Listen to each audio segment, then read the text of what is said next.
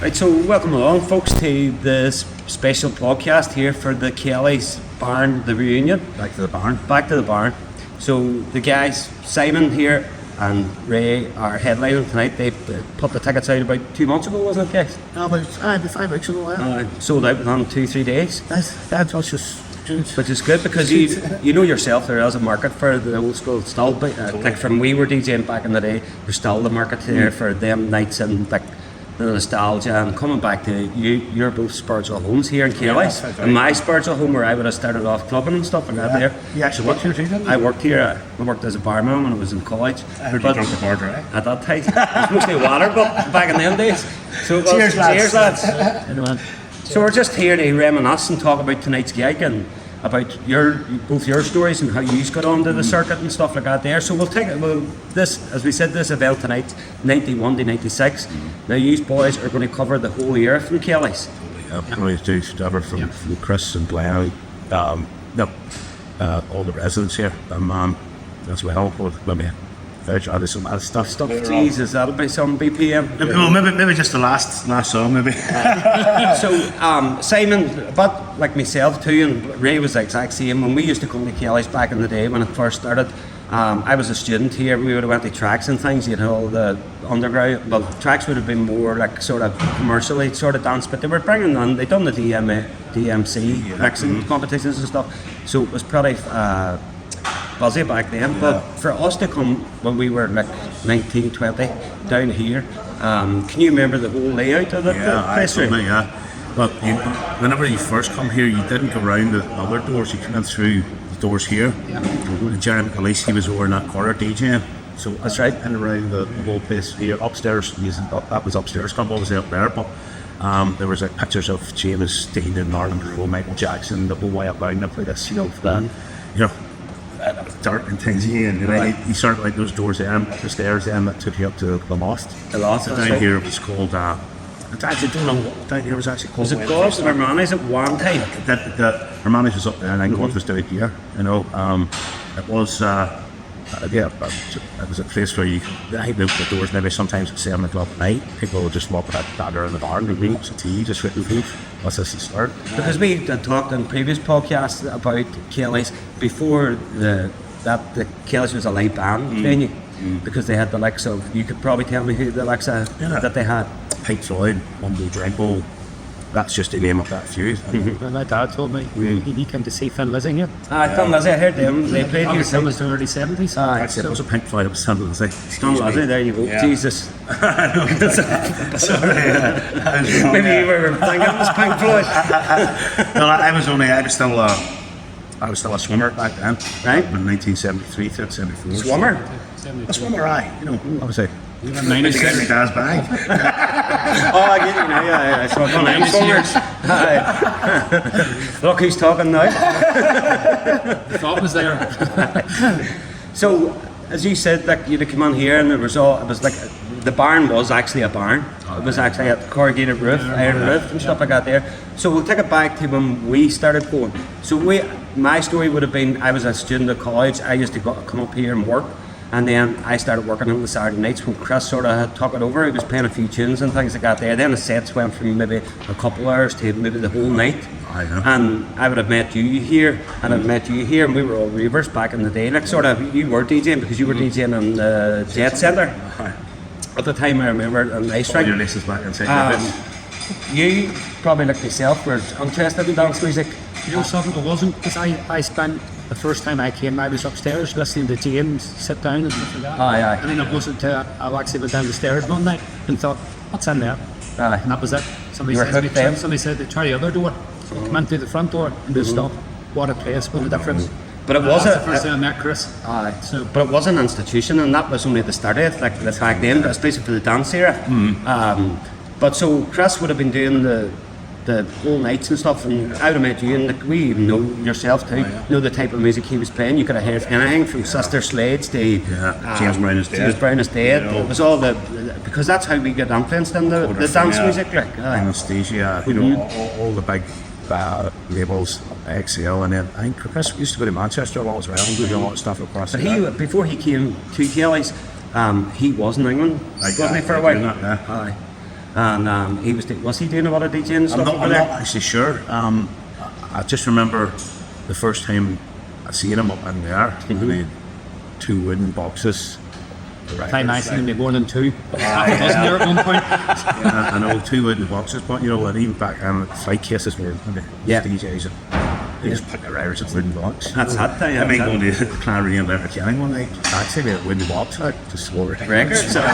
In Marshall's and Sam Mills, one of them fold up office boxes. Chins in it. Walking in with Aye, this but pen in like the when you middle. think what DJs have to do now, they put 2 USB sticks in their pocket. They're not carrying laptop. fucking and a laptop. They're not carrying 2 record boxes and maybe That's right. fucking. You know what I mean? And like trying to wade through. I remember seeing DJs trying to wade through that crowd out there. You know, if you were coming in and trying to get through with all that stuff, it was a struggle. Like.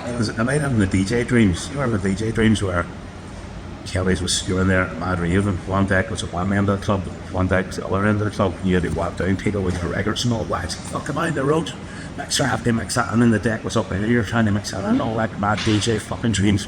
I haven't moved with them there. Some of the setups Thankfully, I were. haven't. Some of the setups were mad, but then when you think about Kelly's back in the day, the limiter, the sound system, the people that came from all over the country, they come to Kelly's. Like we were, as you know, like I done the point on the Friday, so we were at the point on the Friday, Kelly's on the Saturday, then went on to maybe Tokyo's or something. Circus, and then Tokyo's maybe ended up in Torella Beach, or it would have been White Rocks down here, or under the bridge up in there, or whatever. But you know, like the whole Kelly's kicked off that whole era. To be fair. On the north coast for sure, there was nowhere down here doing anything what you would call underground bass. Right. You know, track shell was involved in dance music, but it was a club. You know, Brian, I said before, Brian was playing dance music way before anybody on the north coast from the DNC and all the rest of it. It was changing time whenever you see 2,000 reefers up in there and everyone just giving it socks. But like even before, Don't care what you were wearing. You know, you don't care where you were from. You met mates, you met boys. You know, that you wouldn't have been friends with, friends in with real you, life. just Like. through. It was a very neutral ground for a lot of people to come here. It was, and like we made the trips up from Derry in buses and stuff, and we got buses from Belfast, and you were just meeting all different kinds of people and different denominations, and because that's what the Institute was like Kelly's, like it just people just met, and then the parties after. No, but we'll talk about that in a wee while. So your experience at Kelly's back in the day was a very eventful one. It put you in the booties on the track of where you got to be. Just seeing what on there was capable of, you know, always makes you want to even once they planned. Yeah, that's what really was. It was like a dream thing. Totally, just the first time I ever stand up. And there, when I first time I was playing a card thoughts, I just could not believe it. Made it up. You know, because that's what it was to me. It was all picks and up, like, you know. And I was lucky to know that. I think we all were, but then it was like, but the way it was back then, it probably as the same now for DJ circles and groups and all. We're all mates. We all help each other out. We all give each other gigs. We owned records, or you owned records. We worked in a record shop. You owned a record shop. We'd have come in and you would have tunes come on. We thought that would do charity there. That would do fucking Malloy, or that would do there's Paul, bags or of that would bags with DJs names written on it. That's when I worked with Belfast. That's all you got. This is the box committee. I say about it, my part, we just got through going, take that. I got to the point where you knew what. the guy was coming in and I was saying that 60 quid for a lot, he just took it. And I used to do the same in Glen and Snafu, and that just got to say when we got money, and Glen just took it me pile of records. The first thing you looked for was the dark blue Limbo records, or the burgundy colour. They just pull them out, they pull out. Never been bothered to took them through.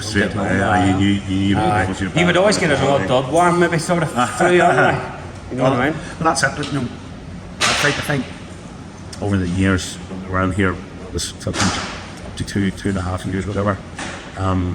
There's so many good record labels. You know, part of office you're saying the spout. We were options instead of people were spouting. And then as time progressed on, then we sort of got into the German art trance side of things, and that's right. After that, we kind of never looked back from that, did we? You know, and labels, you know, after your head now, like you could. Well, the guy I know, the guy used, when I would have came here, if these guys were playing, or if they had a night off or stuff like that, there used to be playing Frankfurt beat stuff and all. And I remember I loved the tunes, even the speed of them were was good. Like, but what I used to do was I would have bought them and play them a bit slower, so I could have fit them on the bit more proggy sort of house sort of set. Some of the B-sides as well was pretty slower as well, you know, and you've seen a lot of that start to happen after probably 95, 96, and they kind of knew the things was going to slow down, you know, like, that didn't slow them down, it just happened here, it happened all over the side, that's it, for whole where things just became, as I say, the first side of probably the 155, 160, B side the top now the Telegraph 40, 135, you know, bringing in that more chunky sort of stuff, but you know, simultaneously the labels that we were on the years ago, I think very like between as well, the inside the Frankfurt sitting in Like IQ records. Yeah. That's what got you into Ken Chance. I've told many. Because you would have been more a house-based DJ, sort of. I think we were kind of icy sort of what we're good at now. I think we were that sort of things, you know. Yeah, I've said this to many a person, and they keep asking me, why did you play trance? I stood in that middle of bar now, I listened to DJ Hell, Chris Boomer. Whenever he played his own tune, My Definition, and I just thought, there's another world right there, music, and straight on the phone to Zoom Records. So the guy called DJ Van Chris, so he said, by definition, RNS Records. And I said, much is it? Didn't bring this in, but guys on air, and it's a big tune, you pay over the odds for the stuff. So we're going to do You see, as soon as you find RNS, and then you start finding other German stuff. Yes. NFS started, and you really find just widening and widening and widening. All of a sudden, it wasn't just one German label, there was half a dozen Belgian labels, even French, Spanish labels. Dutch too. Would have been some Dutch stuff like too. But the thing about it is too, when you think back to, just going to draw a blank here. You think that back to the price of fish? Aye. Especially living near the coast and all. It's fucking scandalous. But anyway, we'll get back to the early era. So 91 to 93 would have been probably the Chris Hurley era. Chris and Malloy, kind of. Chris and Declare. Another talented DJ who was a resident with us at the point too. So it was resident. I think Chris opened Chris wasn't afraid to play what he wanted to play. We've talked about this before. He just didn't bend the rules for what the crowd. I think it got to a certain point for Chris where he played all that he could have played, and I wanted to won that during himself. Yeah. With more like some proggy house stuff, you know. Because them early years were quite across the board for house, techno, something like. Do you remember the Easter Mondays coming on here? People have been down here from 2 o'clock. Vertigo Hurley, Easter Tuesday was my best day ever. You know, standing on the backstage, looking up. Vertigo was on 3 decks. I looked down and I could just see loads of the young boys that were 14 or 15. Big Raph, My brother. your brother, Vernon, Kevin. And you're saying to yourself, wow, this is some stuff. Wow, how did you get in? But yeah, you look back, man, it's still goosebumps, and you can take yourself back with certain nights in it. So with Felix and all, I'm here wearing the big mad coat, this swimmer, and him wearing this big fur jacket. On some respect, it's like, damn, that's Christ, that is mad. But like when Chris was running him, he was trying to educate people on the house too. Like he'd be bringing the Love Dubs, he'd be bringing Vertigo, he'd be bringing your man from Wobble, what did you call him? Was it, how many No, I can't remember. Welly. Well, Welly would have been here. It was Rob Desir and Welly would have been here. Welly would have been Eastern Bloc Records. So he would have been another great DJ. Like, but it was all that grand sort of stuff, wasn't it? That used to come here too. They brought the tapes, you see. Yeah. So whenever I used to get tapes of Vertigos, whenever I was buying records in the shop for Korea, and I just said, listen, just give us 10 each of it, like Vertigo tapes. And boom, that's when you got that. So I might get over the first, just before the big shop, just to sort of some sort of deal where we could get records from them, like, and that's they kind of knew what they were going on to, what that was. Sometimes, like our man then, he would have got like cocktails, Trapio, which is the same me, but and then one of the best records we bought was Trash Man, Cosmo Trash. Remember it? Yes. I got You know, again, that was set out there to, them records were coming from LA, but they were, LA was a thing. Italian house was a big thing at the time. Yeah, so all that even for the crossover stuff too. They thought, like, as I said, they were Some nice later. They were amazing kind of a team, but I mean, they totally were. Came to the UK, sort of thought we built. Like if you looked at the north, east, you saw it's all piano, so Yeah. sort of then. So further you went south, it became a bit more progressive, and you know, a little bit more pretentious and around the London vibe. You know, it's more like clubby, garagey. You know, But then they had probably, Scotland, when you hardcore. think of the timeline, probably 2 years previous to that, Dublin was doing that. You know what I mean? So they had evolved and moved forward. yeah. The same way that we did here. Could be You know, true. because I remember Steve telling me, Big Vertigo, that when he used to come here, we were like a year behind. So he was able to play the stuff that he'd been playing at maybe Clydwarn Park, then big fucking open raves that 5-1. that he'd have been playing, the stuff that he'd been playing there, he wouldn't normally has played here as much because he had that much scope. Yeah. Because we were that about a year behind. I think you worked a regular shop. I think you worked 3 weeks, didn't you? They did that. They did that. Because they 3 weeks before they used to run nights called Fusion, and it was at the Merseyside Academy before it came Green. Right, okay. So that was amazing over there one time, and I meet all the guys at the regular shop, Phil, the 2 Johns, Scarlet guy, really in my life, but they took us there that night, but went to this guy George's flat. They sold me a club down to Talis, set we go for a tenner. Fuck. I got home rights already, bought all the rights for Bible for every £90 and bought the records for myself and all the rest of it. So I had to go, I'd say after the I'd probably take me to the airport, but I had to tell rest. So they got to the airport. I'd seen the thing clock up a lot, £10. I said, yeah, listen, I'm going to have to stop here. Like, he goes, I'm making about a mile away. I said, listen, Ed, money at 10. He goes, I'll take you on in. They are, thanks, fuck. I just bought a copy of Sitting and Gillen there. So, That was a big Kelly's tune. Massive track. Any football over. Aye. Big Chris Hurley's track, back. To be I'm honest. going to bet me, actually. Are you sorry? I'm going to be bootleg on it. Something. Oh, very good. Football, or at least a Stansfield or something. I think I heard that. You heard that. Well, we missed the 303 on it. Very good. That's all Chris anthem sort of thing too. Yeah. We're going to like. And what about you? What sort of are you gonna when you're doing the Chris and the Warrior? Have you picked out certain tunes or tracks that stand out to you? Alex spoke to Rhonda. Uh-huh. And said, there is anything off the top of your head you can think of? And she says, the same as me, so is the tunes, doesn't know the names of the records. Aye. So she mentioned East Side Beat. He said big baby. She says that was one of them, so it's the factory version. It's not it's one with big hands in the air. And That was all early days too, Kelly's too. Oh, you know, my pleasure is pleasing. That's what, you know. my friend Sam was telling me the idea of that one, but what else is we talking about?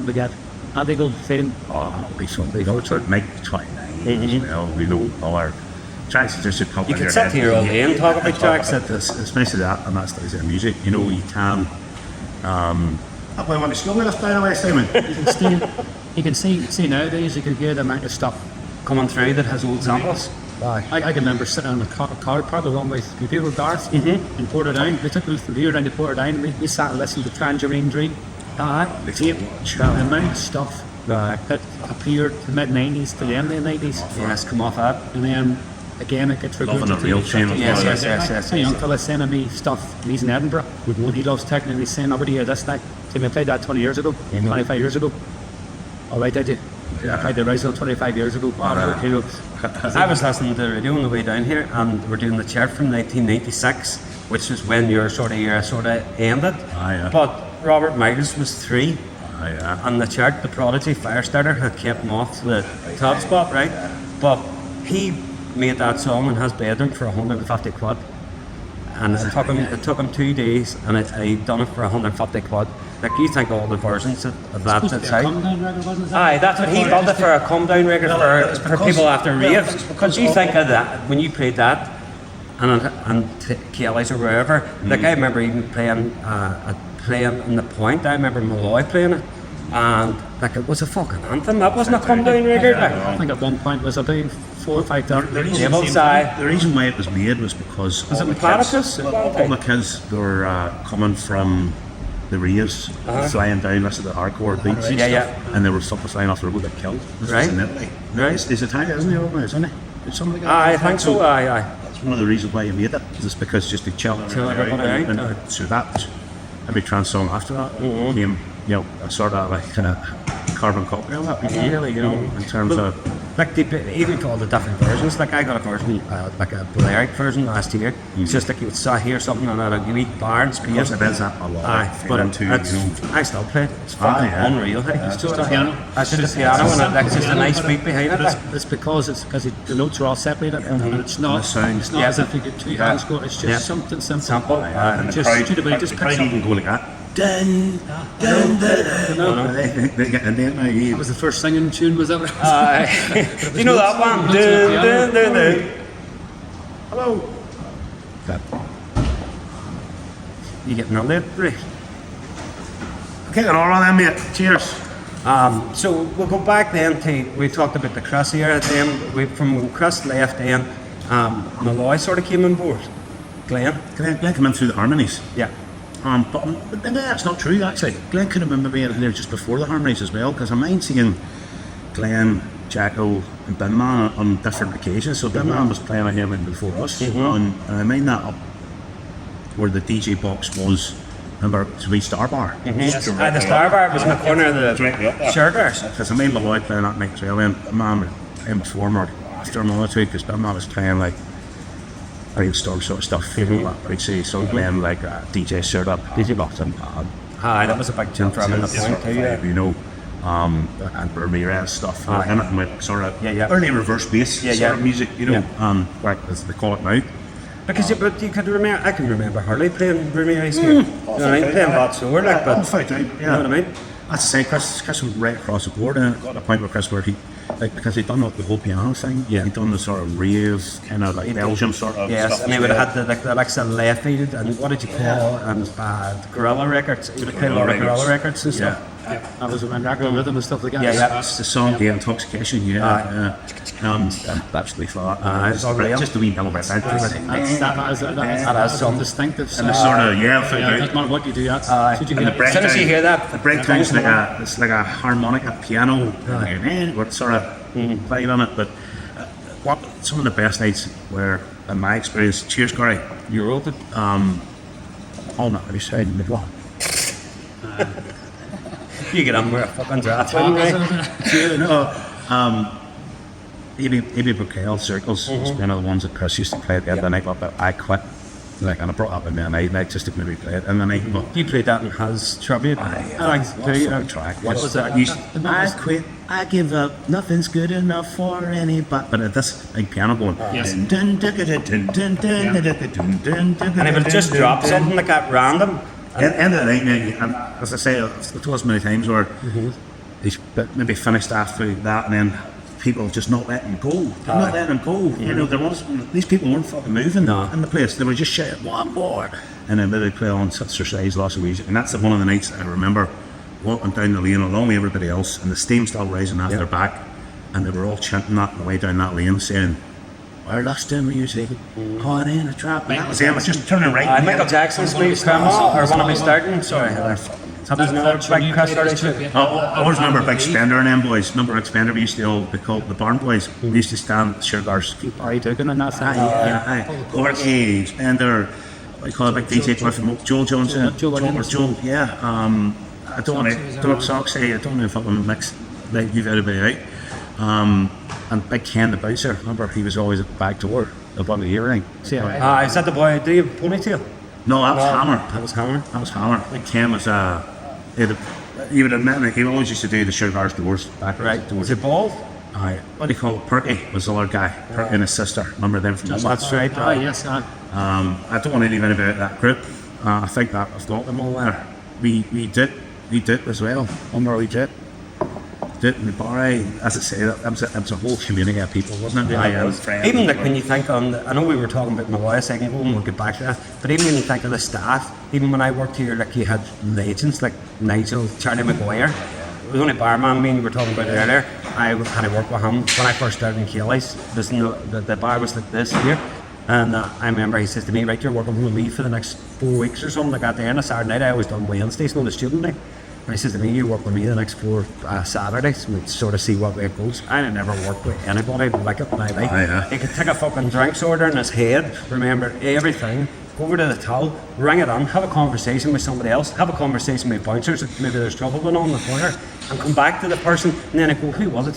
And I'd mine, and I'd put the change in their hand, and it was exact, like, you know what I mean? They didn't have to use a towel, it was just all there, you know what I mean? And then he would see a fight going on, or a scuffle, or fucking whatever, and get that He sort still of... was turning and go, because he knew you were next. Aye, that's it, the finger, aye. He's like fucking Sir Alan Sugar in the Straight left. Apprentice. I was 15 minutes at the bar and he used to go, That's it, you're next. He would never forgot about anybody or anything got there, you know what I mean? But geez, I learned some fucking thing, and then so he put me out then in the barn to work along my couple of people, but I lasted 4 weeks. When the music started then, I was all fuck that, yeah. you're distracted here. Aye, I was all fuck that working Saturday nights, I'm packing on Sunday. That's to fuck say, that. if you brought somebody down there, it was at that one time for the first time on the raves, you know, and you heard they just drop Honey Child or something. Mm-hmm. And I'm David, let's do this guy from the Jazz Centre. We can cut this by you if you want. Mm-hmm. And he walked to the bar, the by 2 Miller, just standing on the rail, heard they dropped Honey Child, the whole place going mad at the list. They came down with the 2 Miller and then as well. He just took up around the place and everybody just thought about losing their shit. And they ended up leaning and went, these fucking bastards are on drugs. No shit, Sherlock. But like you said, That was Yankee McGill. Jesus, so many stories. Hey, I know. Trying to smuggle and fucking everything else up. Well, again, the only ones I was trying to smuggle on was Vernon and Trip and Kevin. So I used to say to them, they were 15 at the time, and I used to say, listen lads, do not go out indoors till that house filled. And we come back and I just said, you go out, just mingle. But back then it was like a movement. It was like everybody was friends with everybody. Like if that never had happened, you would never know half the people that you fucking know these days. You know what I mean? Sitting here today, you No, know, true. I think I got to the stage of more now where the youth generation are fed up on this kind of, you know, Troubles in the background. they had nothing else, mate. So when they found something as blissful as was up in there, we jumped on. It was like every week thing, you know. I mean that every single week. Right, because then it just wasn't the clubs, it was the after parties, it was going back to people's houses. Travelling there, Aye, travelling there and stuff and meeting Travelling new by. fucking people. He used to turn on that off Family Road. And look, and obviously there's caravans there now. Yeah. But there was rows and rows. There was a and bus. buses. That's it. And the pitches. So sharp boots open with music playing and people out fucking. Five different styles I know, of music, and five I different remember thinking, what the mad bastards there, like, you know what I mean? Out fucking raving in the middle of the day, outside a fucking car. That was the first port of call was Carport. Yeah. Yeah, it was a meeting point. Where you know, You were in groups. there was somebody in the car park. You playing a spied car somebody, stereo, didn't and they were in the fence around the car stereo before you in. There was people queued up to get in, and like you could hear the bass coming out of the club. Yeah. That's what I was going to say. When you got to the bottom of our road, because the car had an iron roof, there was a boom, and you knew the time to speak, you knew who was on. So we'll get back quickly to Malloy. So Malloy come on board about 84, 85? No, 83. Easy, Eddie. I see you're 51, you're looking well, what's wrong with you? What's in that time? No, 93, I think, playing probably come on board along the Harmonies, or they may have done it before, as I say, they done meet guest spots. Yeah. And that was again, that was a change of point from Chris's era, right, Yes. right through to the Harmonies, and look to me, That was you getting on then too, because you started the Harmonies, if memory serves me right, you started in Harmony 9. Is that Harmony 9, right? that's right, September. September 1993. 3. That's right. And you would have came on board on Harmony 18. Am I right?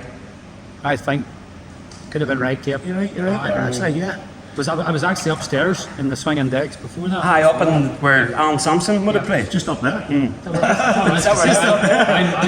completely lost as to what direction I'm going here, but I was in the swinging decks. These were the two upstairs downstairs. I remember that, because I remember when they used to do Harmonies, Jacko and them boys would be up there, and you would have been up there and stuff like that there, up in the Harmonies and stuff, and Paul and stuff like that there, because the Harmonies, this whole complex, when you think when you worked on it, there was loads of rooms, there was the barn, there was Shergars, there was Gods or Manny's, there was, what did you call it when it was, the swinging deck? Or Joe's Garage. Joe's Garage. Was it boat bar? Was called The boat bar. Well, that's But what did you call the wee bar?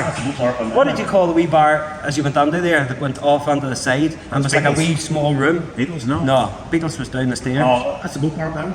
Aye, but do you know what I'm saying? See when you went up them stairs, right, and you went down to where the swinging decks was? Yes.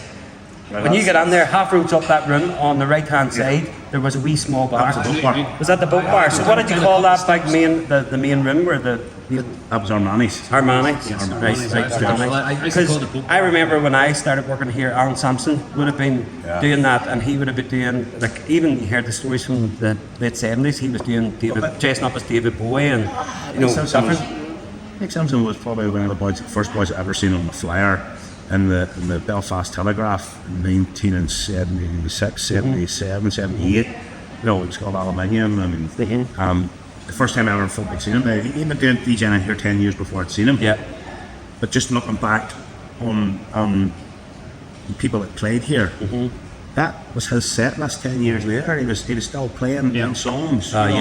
And he was big in the R&B and James Brown, and he was Public Enemies. He was doing a lot of Manchester stuff. Yeah, and stuff tough like additional that. underground. Yeah. And I wanted to move up there, and they looked like mixing man I was DJing. And then all of a sudden they took off a jumper, and then another jumper. They had about 50 jumpers on. You know, what the fuck's Like, Alan would have DJ'd all around Portrush too, but he ended up with him still being here. He sort of took the role as an entertainment sort of manager then, probably between Chris's era and getting on to your era. So he would have been your entertainment manager when you were in Kelly's. So then he liaised with back. Paul Hector from Paul the Hector, and then the Harmonies. He would Harmonies have, as well, yeah. What did you call the guy from the Ian Harmonies? and Tony. Ian Tony. So he would have liaised with them. So from him being a DJ, he went on then to be a promotions manager for Kelly's. So you would always seen him scooting about, looking after people and making sure everything was working well. He was a face. He was the face of Kelly's. You'll not get more fucking pairs of your arms standing up when you hear them bringing you in. Aye, this is not true. True. True. You know, for years I used to get even as walking down the street. What do you say? I used to fucking duck away and all. Your head being delivered to the night. The fuck that for that? Hopefully that's not the whole hotel. Nope. So we'll get back to Malloy. So Malloy came on board. He was DJing Wilson the Point. He was DJing all over Belfast. He was everywhere. He could have been. He was a man. He was a man. Then was on his hand. He did. His hand. And he fucking knew it. Like, and I remember like watching him play and stuff, and then he'd have all playing tracks. You going, what the fuck was that? And I'd have, as we talked about in my previous podcast, they'd have labels or fucking black markers all the thing out. You know what I mean? We all done it ourselves too. That was the whole how you got ahead, wasn't it? Was the fucking tunes you were playing. You know, not like nowadays where you could go out and fucking buy a Beatport Top 100 and all the these things in mind. So this was stuff that you spent your fucking time going, oh, what's that, playing stuff. You know, that's what people forget about DJs back then.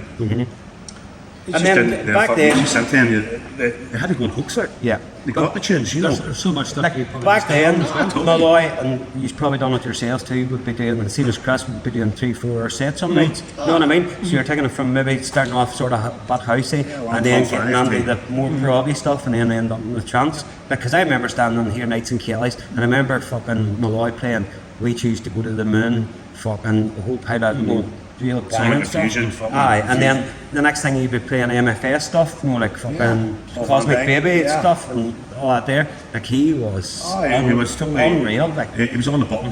when you think of legends from Northern Ireland for dancing, you would have the likes of David Holmes, Glenn Malloy, Chris Hurdy. Oh, totally. You know what I mean? Yeah. Pioneers. You know, there was that. They get pretty different styles of music. Oh yeah, I know. At the same time, But do you have that nowadays? Do you have that element of a DJ's recognised for what they do and not what they look like? Yes. You know, Well, I went to see Homer last Friday in Derry and Sandingo. I was doing a 5-hour set. Now I was DJing before he was doing that, so I didn't get there till about 11. Around 11, he's playing all sort of electro, sort of Andy sort of stuff. Then the next thing he was playing Butts at Disco.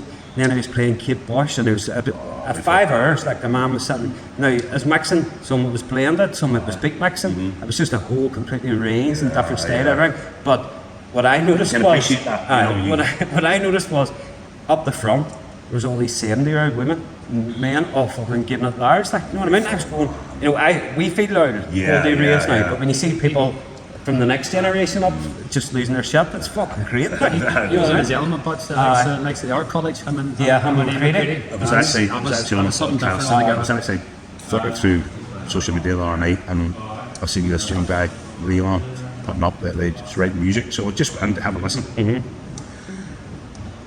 It's actually a second cousin of yours, the young boy, Vernon's son. That's what they call him. That's called. Nice person, yeah. Ah, yeah. And they were all chatting, but these guys play raw style, which is really mad hardcore. But they recognised I was on the chat, come in, have a chat, and all the rest of it. And they're the fucking loveliest down to earth young fellas that they meet, and all they want to do is get a DJ. Yeah. Don't play. That's Go out and play. There's none of this here. They don't Playing have their a own fuck. tracks, but Yeah, too. listen, that's cool. It's not a problem. But what I got was their enthusiasm to get things going, which was fucking brilliant. And they're not these guys that's, oh, look at me, I'm fucking beautiful, and look at me, I'm just standing behind. They were fucking right behind it, which is good to see. Yeah. And this era where these old boys, it was exactly as we were back in the day, they're hungry. You can see that coming through, like. But then there's young people now that just don't know. Well, that's it. You know what I mean? There's a divide really because there's passion and then there's drama. It was like, are you doing it for that or are you doing it for that? Again, it's nothing to do with us, right? It's not because it's the youth of the day dictates. It's changing times. Yes, they dictate what we're listening to. But do you think back in 91, 92, some music was synthesized drop? Now all music's synthesized drop. Well, no, it's all unless digital. it's I mean, live, it's all digital. Like, the only guy I know that's using hardware still is the guy from America called JJ Ellis, and he's got three rolling 303s rolling, and with fucking 909 or MC 909 drum machine, and all he is making is fucking hardware. There's not a synth involved with that, and that's a sample of fucking something. And that's what he's making. And I'm looking at him going, wow, JJ, you can fucking create something mad. That's what I like somebody who can stand there. Oh, yeah. And it's just, it looks like the dashboard of Concorde. There's lights. Yes. And they can just hit a button and they can do that and change a whole track. Well, there's no better man than what was a JJ Ellis. And JJ was actually one of the guys who heard tapes on hers. A guy from Darman Millen. From Enniskillen took these tapes to Atlanta, Georgia in 1994. Our tapes, all the rest of them, this guy heard them, was doing all the rest, try to replicate all the tapes, start their own sort of underground rave scene and all the rest of it. And then I brought him over here too. I met him in 2005, another NA Old School up first opened, and he sent me a message in the X-ray. Yeah, and he was like, oh fuck, I used to listen to your tapes, so I just rolled by this thing, so excuse me. I brought him over then to DJ at the Harmony because they'd heard these tapes through the Harmony in 2015. Remember, we were all here. It was a great night too, wasn't it? Oh, that was the thing they stormed on the. He came over here and had a ball, and he still talks about it, and to say that's influenced him. So, like, them tapes, what was that had been copied, and the originals had been copied 10 different times. And they've been bootlegged. Thousands of You see when the tens of intelligence thousands of tape people. come out, you're working on Monday morning, people are buying 60-minute TDK tapes. They call it. And clear sellotape. Like the Vinny. Top end, so you can record over. Big Darren Vinny, another fucking good DJ, always just to tell me the same things. All them boys going to school, and as soon as our tapes came out, we used to copy them and make a pound of time. I'd sell them at school. Sell them at school, so I never knew that sort of stuff was in the schools. In terms of like, I thought we were doing here was like between us. High resolution. The kids didn't know nothing about it. But it was filtered down to the age. In those years, and we have done heck really thanks a lot for that. Because them mix tapes on the bedrooms, kitchens, So living rooms. like I remember you telling me a story about I asked you about when them intelligent tips were getting made. How many would you had a machine with 4 or 8 or something? 10. And it was his brother Mark. Yeah, all the Paul Mark and the That's why younger brother as well. People say to me now and again, the dark side. Say to me, what's your first tune? That's debatable. Because depending on what sort of mood Mark was in, Mark put the A sticker on the A sticker. So There was it could have been no flow there at all. somebody thinks that Nostrum Brain Child was the first tune on the dark side, and somebody thinks that West Palm Wizard or somebody so it depends what side you go on. I had Paul Mark to think about too, because I already thank for, because It started the whole intelligence. They did, and that was your you all two about guys' era. Yeah. You know what I mean? That's when the height of everything for you got the thing. Yeah. So going back, we talked about Malloy. Then it came into the harmonies, and that's where you came on board, and you were already on board. And Malloy was still doing the harmonies, and they were bringing. What would have been your favourite PAs from back in the harmonies, or DJs that you would have DJ with? These guys, fuck PAs. Oh, when I seen Jones and Stevens live, I was playing a 303. I think I made him an accord Yeah. keyboard. When I just stood there, I was on Afton, and I just stood there like a slip thump. And it was Axel Stevens, and he was just, and the bands were going. Yeah, serious too, yeah, he sort of done it as well. He kind of just did that, and he just stopped, just chased it. It was fucking brutal as a DJ, but one of them was all over the place, like, whenever he was playing TV, like, and after it, Who's that? Dougie Jones. After they'd done the lead PA, done it as a DJ, it was fucking brutal. But, that's down here and there. His name on Bonsai speaks itself, so let's just leave it at So that. so many good acts, like. So what about yours? Your favourite DJs? Chill FM, fucking Big Cox, Marty G. I bet Cops would have done the harmonies. Colin Faber was another Yeah. one that played up, and he's dead now too. Like, he's been dead a lot of years, but fucking, I mind seeing him. He was one of the guys that played the lot sort of like XVX stuff and Rabbit City. Then when you think harmonies, that they would have had maybe all the techno and trance stuff, and then they would have had house acts and stuff and house DJs on too, because they would have probably a couple of different rooms. You know what I mean, sort of thing too. So the harmonies were a great success from that. So moving on from that, and here in Kelly's himself, there was a sort of gap in the market because Glenn had sort of left. Yeah. Chris was away in England doing his thing, and in between Glenn, Chris, and the Lush era. So you slotted on sort of then. You would have started at 18 first. months sort of vibe, yeah. Was there all on. Some people thought progression, Yeah, I'll say it out. but Chris, Glenn, us. Yeah. Yes. And, But how to use the music to play. it was natural. Yes. It was a natural progression. I don't think you had that after '96 as a natural progression where young DJs got See, a after chance. 96. Do you think of it in them years? Like the crowds didn't disappear and No, it got no, there. no. It got bigger and bigger and bigger. Yeah, you know? fair time. Like, there were some nights in there, 3,000 people in Kelly's when I played there. No, I say, see, I was told too. Well, You were told that. EPM video game. I'm not mentioning his name, but he was standing behind the camera going, "You're an ID2 over. No more than 2 And I'm going, I suppose there was a lot of crowd soul influence from that there, but and such a feeling. Aye. Must have been some Feeling, man. adrenaline rush when you were standing that stage in them harmonies and with the likes of Kerry Cox and big PAs and all our DJs. It must have put hairs in the back of your neck. Like, Still done the DJ's box and lift the record out because then next to Moby standing beside you. What's Moby? that was me with a pair of glasses on. 45 minutes before that, he was out putting fucking grass out of Aye, or mushrooms out of the fucking caravan the park. Bull Hill, what do they call it? He was out in the Bull Hill, that's where he was staying. And Alan looked up for him. And see- he wasn't you see- about, and then Alan seen him across the field, there he was, and pecking a cow. Aye. There's nothing else. Aye.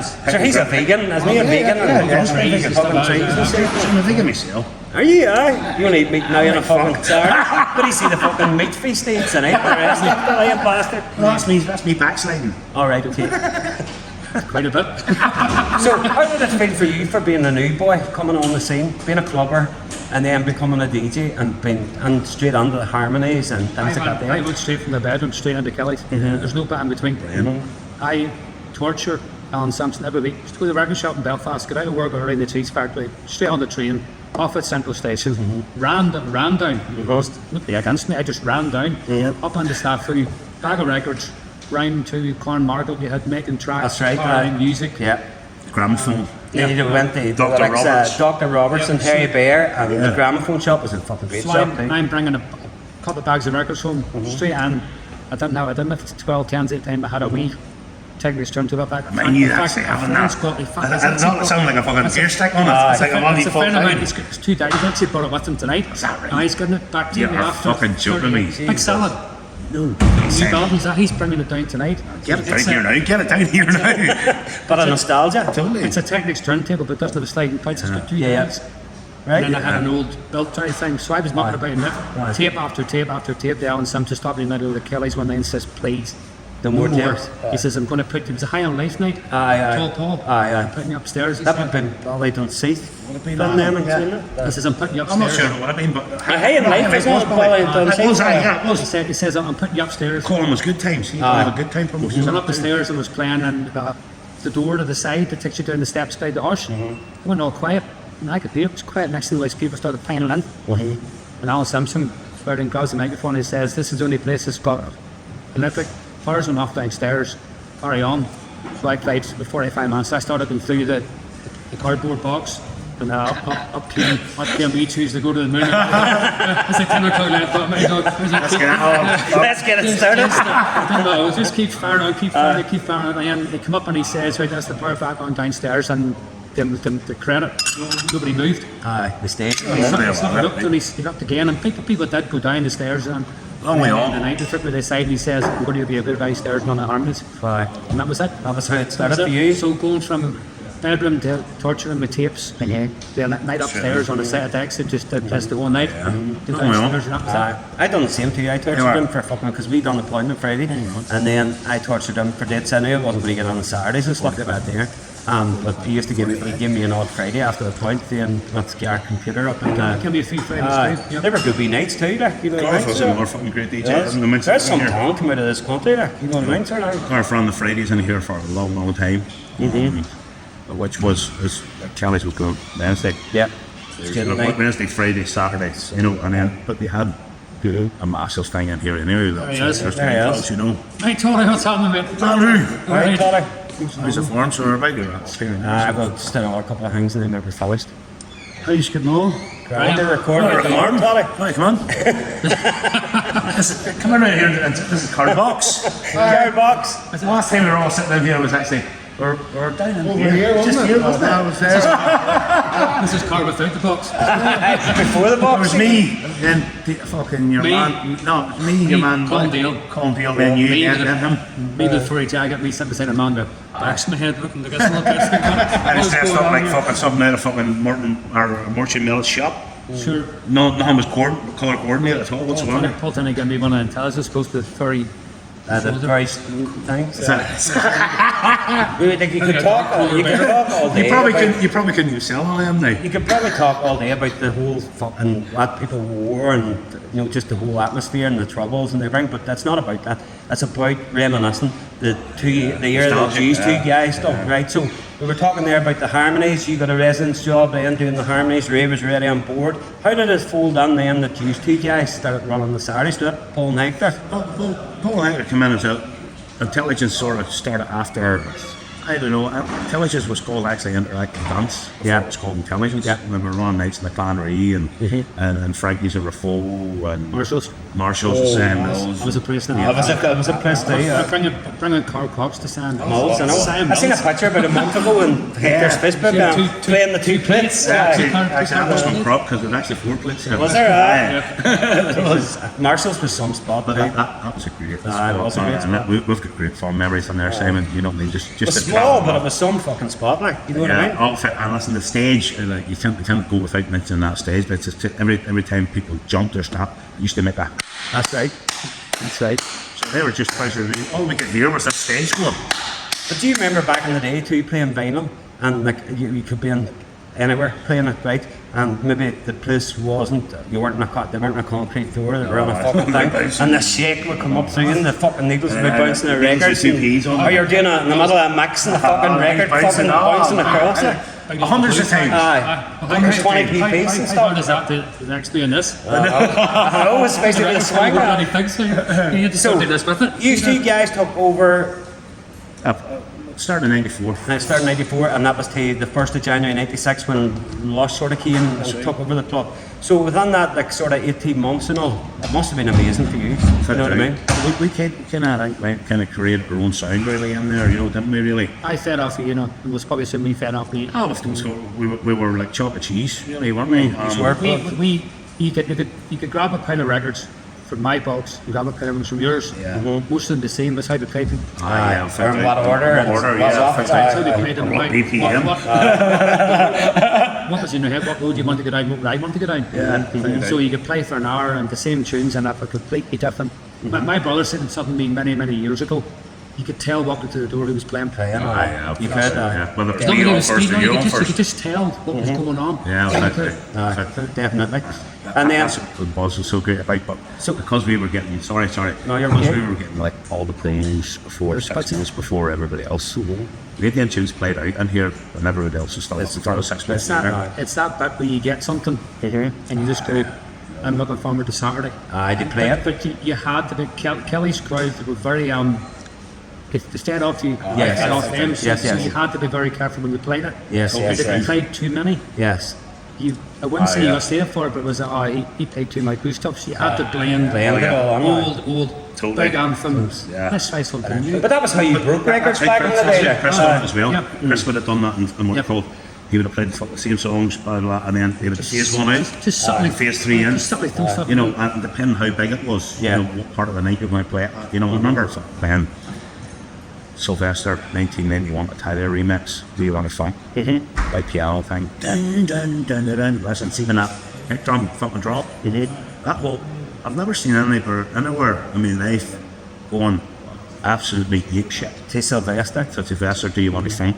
Because of the fucking kicks and all drum behind it. And that was Chris that built us up to that there. So we wanted that same effect of dropping records. Yeah. You know, didn't we? We did. But it always was a buzz when you got something new. And you dropped it and people were going fucking You know what's mad. going to do. You know exactly what it's going to do. You know that the effect it's going to have. And it's just, a couple of times I've left the record in.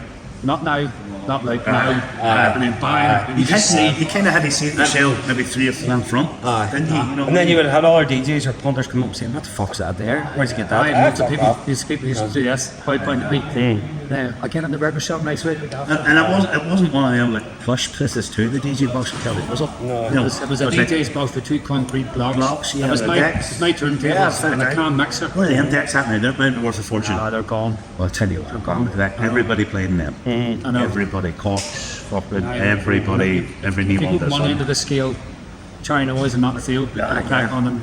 They're trying to please women and Boy George. Yeah, like, And then next at the end of the night, Boy George says to Colin Hamilton, so something on them turntables. Pretty fast. Plus 12, that's right. you haven't screwed up. Paddy Fraser style. Lift the platter up. That's another guy who makes it too, Paddy. Aye, Paddy too. Paddy was a big fucking thing turning here as I well. remember when Intelligence took us over, we used to do Hennessy's on the Saturday night. Well, this The is Friday, 94, big on- 95. on He's done it on a Friday. We done the road nights on the Saturday night, me and Kevin. And both nights Were they were... not somewhere else? What before We were in that? Duffy's first, yeah. and then before we went to do our first birthday party, the woman that we did in Duffy's, Burned it down. no, she gets sacked, and then the guy that owned it came on and says to us, no, well, I'm not saying it first of all, but anyway, the guys that owned it came on and says to us, right, what's your sort of deal on here? And he says, well, our deal is we bring the guests, we pay the guests, but we left half a door deal. You pay the bouncers, we pay the guests. And he was all, oh, no, I don't think that's going to work. And, what are you on about? And he was all, no, we'll pay you tactics. both a wage and we'll lift the door. And me and Kevin just says, no, what, fuck that. Not a chance. So we moved then. We had our first birthday party booked for Duffy's. Duffy's was a cracker club, sweat hole, like really small club. But we moved then to Hennessy's and you were already doing the Fridays. And we were sort of going, I wonder what way that's going to work because you couldn't really see a club being busy 2 nights in a row, you know what I mean, sort of thing. But you had your techno and your trance and blah blah blah, and we had our house music. But then your management came and seen how we were doing on Saturday night, so they took it over. So our sweetener was when we weren't happy about them taking it over. You know what I mean? But their sweetener to us was, we'll put these on lineups by other things, and we'll send you to Scotland. So the first gig they sent us to was to Paddy in Scotland. Right? Aye. So we played in a place called Club Pussy in Edinburgh. Do you remember that? Oh, you said it, me to be honest with you, on camera too. I was hoping you were going to say it because I wasn't going to So- say You're it. not just saying it in a fucking culture accent, Club Pussy. Club Pussy, if you're in Ballymena. Hey. But anyway, we went to play in this club, but me and Kevin, the Friday night before we were playing the Saturday, well, just quickly go through it. We were playing on the Saturday, and the Friday night before, Kevin said to me, so it's one of our mates is having a party in the house, and I said, well, no fucking chance. We had to get a fucking lift at fucking 6 o'clock in the morning to be on the boat to go to Scotland. It was all, I might show my fist for an hour. I got up out of my bed, ring Kevin, no answer. So where the fuck is he? So he eventually did bring me back. He says, I'm still at this party. I haven't slept an hour. And I was all, right, I'll pick you up. So I went and picked him up from the party. We got on the car, driving up the road to get the ferry, and I was all, "Where's your record box?" And he was all, "I fucking knew I forgot something, right?" So me and him had to play out he would have played more slower stuff than me, so me and him had to play out of our record box. But do you remember Club Pussy? And it was like a hotel sort of Paddy thing. had a tape as well from it. Television tape. But Paddy really looked after us. Oh, found out. Fed us, drank us, and I'm not saying what else he got sort of first, like, but You were doing fucking processes, mate. no. Sorry. I know the costumes. I remember nearly got food poisoning on it because we went for a meal in the restaurant and I ordered a fucking chicken cordon bleu, which is ham and cheese or something. Stuff like that, right? And I remember fucking cutting it and the chicken was fucking raw as fuck. And I was like, fuck that there, I don't want to be sick tonight. But you know, Paddy was a big guy. Like, you would have brought him over when you were here, blah blah blah. He's a good lad, Then you would have done the trans take and stuff. Then towards the middle of that era, then the Scottish sort of scene came on board, and it was bike in Scotland and here. Yeah. It always, Basic techno. it always was. Yes, there, yes, but yes. Even over the tunes got louder and bigger breaks. Yeah. It was easy to incorporate into a trance set because you skipped a bit at the start and the big break. And And then take it out. Well, Scotland had like two different scenes as well. Yeah. You had the street rave kind of scene, Yeah. and then the basic techno scene where street rave took care of like Mancini and fucking Kilkie and Limboys. you know, both of them. And then They you had had the fucking 23rd You precinct would have sort of had, vibe like, going on, which was quality in Scotland. yes, it was. Totally quality Yes. in Scotland. You know what I mean?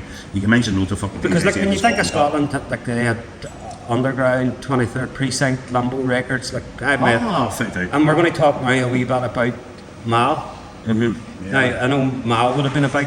He'd have been over here all the Ended up time. following here, yeah, And, fit out. like, unfortunately, Mal passed there a couple of months ago, and like I'm sure you'll be remembered here tonight too. And Yeah, some of the fit stuff out. that used to be playing Yeah, and stuff. absolutely. But they playing something. That was hard hitting because Jordan, my son, his mum had just seen him in Australia 10 weeks before they come out. They got diagnosis. And it's still hard to take in. It's the same age as us. It's just really hard to get your head around. But what a fucking guy. I'm an entertainer. First and foremost, what a person I who knew between wrong and right. seen the backstage with him. You knew the guy just be just class. Aye, Even his presence when was you're just- speaking to him, you stop what you're doing, you listen to him. And definitely. the beer was going back at the stage, still listen to him. Him and Roger both, you know, were fucking great guys, you know, and Bass Baby as well. He used to come across him, John, and the dancers and the singers and Heather. And what a show they used to. I remember, like, still having goosebumps, and I think it was the Eternity Awards on here on 3rd of August, 1985. And they fucking blew this place away, and I mean that whole crowd on a Thursday night. So it was bung to the teeth. And Ultrasonic just rocked. That was just one of the nights they had on there.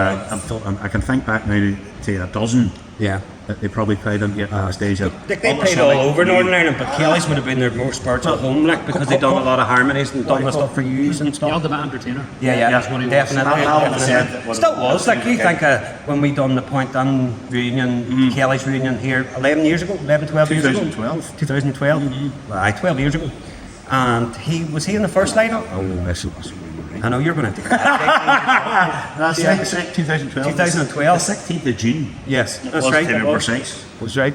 And then the year after was the Mal one. That was in June as well. Yes, that was the that second reunion. Suburban Delay and Ultrasonic, Vertigo again was all over. Yeah. I might knock down the flyer now again as well. And Chill FM, no, they were the first one, They no. were along with New Atlantic. New Atlantic, and Suburban Delay. Suburban Delay, they were in the second one. Right, okay, you're going to have to Oh, keep me right. Ultrasonic, aye, yeah. You just all them nights are brilliant. No, I know. Because I remember the first night of the Point Down reunion thing, I was playing on the garage, or what they called Ice Cream Band, but I was on in the main room before you. I was on first. No, I was on first. I was on before you. Aye, you were. Because then they just started to record. was to play before you, and then when we came down here, maybe They just started to record whenever you never. But like even back then, we had a podcast back then, because my Adrian Adrian Gurney. Gurney done Yeah, the AJ. thing before all the night, and I remember him chatting to me and stuff like that there, and Hamilton said to me when I was finished doing my podcast, he says, I'm supposed to play in the main room would you play in the main room until they open the other room out? okay, And I yeah. says, right, no problem. I says, who's on after me? And he says, Say, and I was all, holy fuck. Next year coming on playing fucking Mad 145. But I remember playing like sort of house stuff, and you coming on. You did start off quite slow, to be honest, and because I remember playing like it was like a Michael Jackson sample thing. It was a thing that Steve gave me in 3-beat years and years ago. It was like just bongos and a bass line and stuff like that there. But I had that "When I say mama" song by the back of it, like. But and that was my last tune, and you come on and you were playing sort of more down tempo from what you would normally play. But then I remember we were still hanging about for the, what do you call it, the Sanctuary Open. People want to play down there. And the fucking room was electric, right? Yeah, And then Chris going after you. You built that night up to what it was. No, sure. It was. That was, I wasn't too sure of the equipment. Incredible. And I thought you just had the button and pulled the pen down and played on the stuff. Oh man, how many times have we not done that? But were you not playing vinyl on there? Were you not playing vinyl No, on it night wasn't, too? no, not vinyl, no, it wasn't vinyl. How many times have you not done that? Like, it's fucking crazy. No, I would just I seen the just stopped. late album doing that, and So, so you're really looking forward to the night's gig, guys? That's why I'm doing early. No, early? You were supposed to be here fucking 2 years ago. I was busy. I was getting my tonight's nails really done. special. I know. Hey, you're looking well. What's wrong with you? The next really special was both of us, really. You know, I'm glad we had that chat last week. Go down when we pay tribute to all our peers was here. For me, I just want to see him just looking down there. Oh, this is great that Richard go back here 30 years later. Back in sold out gig. Back in Kelly's, back where it started. Doesn't And matter the best thing about this gig was there was none of this here. Oh, there's 20% tickets left or something. Yes, it was sold out in 3 days. We was just like fucking bashing and But this is only the starting. The reunion sort of things for yourselves. You're planning to do it on a couple of nights. Gonna do it. You done our last Irish Masters, and like you seen yourself too, in the Point Down thing, which you never played in the Point Down. That was But absolutely the atmosphere was fucking unreal, wasn't it? I've never played a bunch of I've never, Did you? I've always said that the Easter band people. Really? I remember you being in the Point, to be honest. I was never in it. Aye. I was never in it. The man always said to me, "It's the best club he's ever played." There's a low ceiling that was the Lee Days box in the corner of the right angle. Aye, that's It was right. just you walked into it, it was all kind of flat. Aye. The ground was flat. Aye, that's all- that's right. And it was just, Yeah. if you look in the DJ's box out, which I kept guessing, it's just heads. Was the heads, One that's end, all you could see. I saw, and That's all you could see was heads. at the back, but It was, well, out at the dance floor sort of raised up, there was a couple of wee raised butts, there was a wee raised butt at the side, a wee raised butt up the thing, but it was the sound system in it was unreal. Like we talked about the sound system in Kelly's, at the early days it was shite, because you had the limiter and you had fucking, it was poor, but as it evolved, the sound system evolved with it. Anti-Lush it became mega strong. it's all about the sound then. Yeah, I felt down. It had to be, they got the club done up. Yeah. The sound had to match it. So Yeah, they did, they did. So, what are you looking forward to playing tonight, Ray? I'm looking forward to playing tribute to all the rest of the DJs here. Like so, tonight, as I say, it's 91 to 96. So we're going to just take it slow at the start. I have Shanty Tony on there on that hard box, and he's going to be playing like really early, something in the mid sort of Doug Lazy, sort of Numer Uno. Yeah. It's great Oh, to that's hear, something. It'd be great to hear that before build up to What we're there, what we you do, talking yeah. about? I don't know tune wise. I'm looking forward to obviously playing the stuff that me and Sammy used to play. But at one press time. Dilemma and Spirit, maybe. All your Somebody has it with me because I don't have I even brought down a vinyl just in case. Are you playing vinyl tonight, or? I final play as well. Very good, very good. So you're doing a bit of both. What about you, Simon? What are you looking forward to playing? Or I'm looking forward to playing what Chris used to play. I've kind of notion in my head that the next, about half hour at a time, the next one is a bit of a homage to Glenn. Yeah. Which will be like XPX stuff. Yeah. Dr. Fernando, things Yeah, like yeah. that. Self-in-tune. Sarmash. Yeah. A Pro Cup kind of Yeah, era. yeah. So most of it's actually UK based. Yes, Funnily yes. enough, it's That's it's right. that era from Italian early stuff and then a big bunch of UK stuff. And then he went to the European stuff. So you know what I mean? With the last hour back to back would be us. Aye, really. Simon, putting you on the spot. So, what would be the highlight of your career, DJing in Kelly? So, what was the highlight? What was the biggest highlight for you, DJing here in Kelly? I don't want to highlight the fact that it's very, very privileged. Yes. To fan an institution like this. Yeah. Very privileged. Yeah. It's very lucky. Well, people say lucky. You had to be in the right place at the right time. You make your own luck, really, make your own but luck, still that's right, luck, you know. But it's still, like St. David's, you need the ability to take people on the journey. Yeah. And if you can't do that, then it's hard to do. It is. If you can't lead a crowd, and if you can't fucking if you want It's to, just different nowadays because you see a lot of them put their head down. and they go down their act, You look up, still done. you've got Serrato face. that's it. What about you, Ray? What would have been your highlight from the Kelly's here? Possibly the start, from the first night you ever come in here and you stood up there and you were going, oh, what's fucking I doing here? You know, I mean, that totally was like, wow. Yeah, wow. How did I get here? No. That possibly, nothing about the first night I ever playing on there. Even though there was nights that maybe surpassed it a bit, but in your own memory thought and fucking your mem was quite difficult cards saying to me was what happened to you. He's got it recorded live, on the sound of the place. The tapes does it no justice. No. More than ever do. Because The tapes are. once they says, once they say bring the noise, White Stars. I was like, And you guys are, as well as this podcast, which is going to use for giving out USBs or there's a USB, the first people, the USBs, there's nothing actually on the USBs until we've got tonight's recorded on it. This podcast is going to be on This it. podcast is going to be And on it. mixes, you're going to put DJ We're going mixes. to put Size mixes from Intelligence on it, we're putting my mixes from Intelligence on it, and we're going to put tonight's performance on it, all video and audio. And Video? Video. You didn't tell me that. This is going live out TikTok as well. See, the thing about it is about them videos, like we even done them in the Point and reunions, and it's see when you were 18, you wouldn't give a fuck. See now you're 40, Well, this is 50, Johnny. whatever. That first reunion that's put up online, like, Yeah, the YouTube one. you know, that has about, they have at least reached 800,000 views in total. Yeah. Well, that's It is. And like I know the guy the stuff that coming from that it, done the guy that done the video for us. He's from Derry, and Kevin. he's a Kevin. He sold a load, right, and then he digitized and put them on YouTube. But everybody sets is on YouTube, bar me and Paul, because I think there was copyright issues. You got too much money. That's what it is. But like, you go and look at all them videos and me and Paul's isn't there. You know what I mean? And then I said to Kevin, Kevin says, no, he there was copyright. I think Paul played Tony the Bart. And there was a fucking That's one copyright. of the That's biggest it. fucking, that's one of the biggest ones ever. You know what I mean? Flag that up, no problem at all.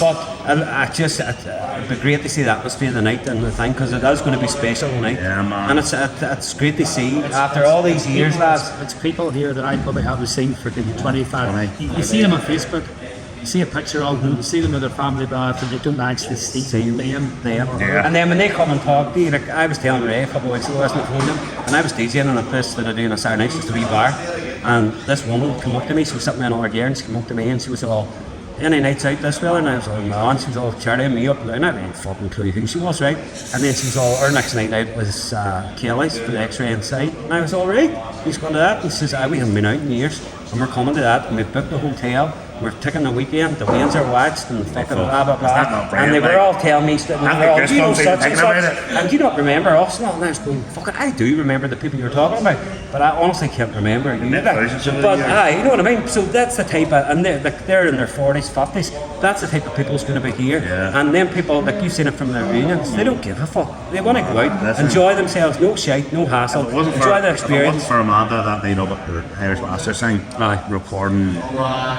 the people around it, I wouldn't have them videos. Yeah, Because that's I right. wasn't recording, Yeah. nobody else in the fucking crowd was recording. Yeah, yeah. It's just, you'd have to drop a bunch of nails after school, right? See It's the, a tune. That's see in the national piano, right? Just fucking nuts. Yeah, you still. You're doing this year's Irish Masters. Yes. Yeah. So yeah, We'll try anyway. but I'm gonna maybe get you on board at the same time. I'm still getting the invitation. Well, coming. that'd be- And that's on camera too. Well, you may talk to the hierarchy about me. We don't have to speak to you. It'll come round. Because this is we're doing the last Irish Masters, but in between the Irish Masters, you're going to have a couple of events here. Caesar. Yeah, we're going to be doing one in June the 15th. At the minute, it's just out. It's me and Simon with a special guest. And we're going to sit down and picture this. That obviously nobody else knows this. But This is an by the time you hear this, it'll be over. So It's the night will be over, and fucking, you'll be like my hangover, and you'll be like, wait, that's pretty good. That's okay. You know. Well, come here, lads. It's been great talking to you. Charlie, and thank you very much. Thank you for asking me to come down No and do problem this at all. podcast with you. I just hope, I know you will have a fantastic night tonight, and I'm sort of fucking but jealous that I'm not going to be here for the end. You're up in thing, England. I know, Oh, mate, you know. being a mag.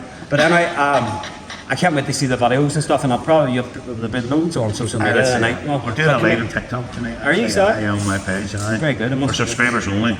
So you need to give me $5.99 now. Hey, I'll buy you a fucking pint in a way, right? So, come here, thank you for tuning in. Thanks to you guys, Simon and Ray themselves.